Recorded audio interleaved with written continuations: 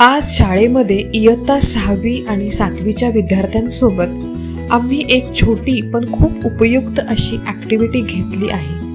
घरात सहज उपलब्ध असलेल्या वस्तू वापरून कागदापासून साबण कसा बनवता येतो हे विद्यार्थ्यांना प्रत्यक्ष दाखवण्यात येत आहे. चला तर मग या शैक्षणिक प्रयोगाची सुरुवात करूया. सर्वप्रथम ड्रॉइंगच्या वहीमधला एक साधा कोरा कागद घ्यायचा आहे.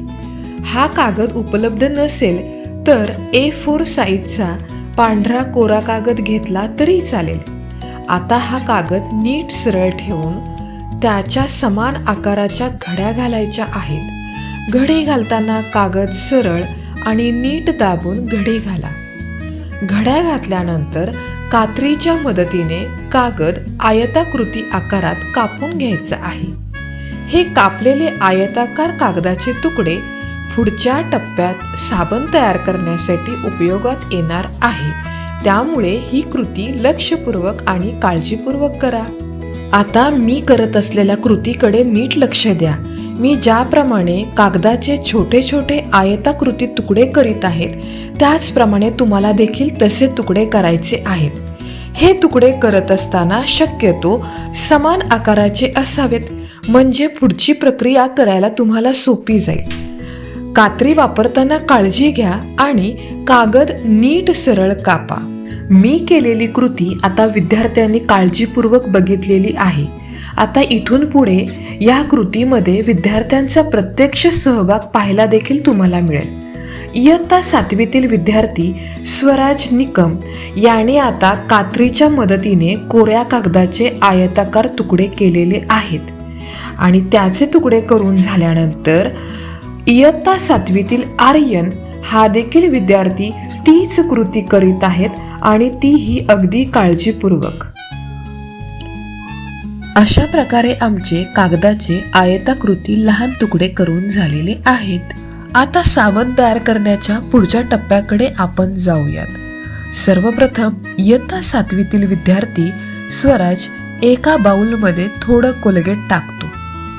त्यानंतर विद्यार्थी आर्यन आणि राजश्री हे एक एक करून शॅम्पूचे पॅकेट या बाउलमध्ये टाकतात. आता सर्व साहित्य एकत्र झाल्यानंतर वेदांत त्यामध्ये थोडंसं पाणी घालतो. पाणी घालत असताना काळजी घ्या, जास्त पाणी आपल्याला नको आहे, त्यामुळं अगदी थोडं पाणी आपल्याला लागणार आहे, त्या प्रमाणातच पाणी तिथे टाकायचं आहे. आता ह्या सगळ्या साहित्याचं मिश्रण ब्रशच्या मदतीने नीट एकजीव करायचं आहे. विद्यार्थी अक्षरा हे मिश्रण हळूहळू ढवळून एकसारखं करण्याचा प्रयत्न करीत आहे. तर अशा प्रकारे घरगुती वस्तूंचा वापर करून आपण कागदापासून साबण तयार करण्याची प्रक्रिया करीत आहोत. आता तयार झालेले मिश्रण ब्रशच्या मदतीने कागदाच्या आयताकृती तुकड्यांवर लावायचे आहे. प्रथम कागदाच्या एका बाजूवर हे मिश्रण हळूहळू आणि समप्रमाणात लावले जाते. त्यानंतर कागद उलटवून दुसऱ्या बाजूवरही तेच मिश्रण लावायचे आहे. दोन्ही बाजूनी मिश्रण लावल्यानंतर हे कागद स्वच्छ आणि सुरक्षित ठिकाणी वाळत ठेवायचे आहेत. थोड्या वेळानंतर हे कागद साबणासारखा उपयोगासाठी तयार होतात. अशा प्रकारे विद्यार्थ्यांनी कृती करत करत एक उपयुक्त प्रयोग शिकला आणि व्यवसायाभिमुख शिक्षण देखील घेतले. आता आपल्या प्रयोगाचा अंतिम टप्पा पाहूयात. वाळलेले आयताकृती पेपर सोप विद्यार्थ्यांनी पाण्याच्या टाकीपाशी नेले आहेत. प्रत्येक विद्यार्थी हा कागद थोडासा ओला करून हातावर चोळून पाहत आहे. कागदावरून छान फेस तयार होताना दिसत आहे, म्हणजेच आपली कृती योग्य पद्धतीने पूर्ण झाली आहे. घरगुती वस्तू वापरून कागदापासून साबण तयार करण्याचा हा प्रयोग पूर्णपणे यशस्वी झाला. अशा कृतीमधून विद्यार्थी विज्ञान आनंदाने आणि अनुभवातून शिकतात.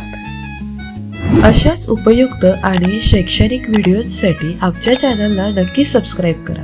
व्हिडिओ आवडला असेल तर लाईक करा आणि इतरांपर्यंत शेअर करा. आजच्या व्हिडिओमध्ये आपण इथेच थांबूयात.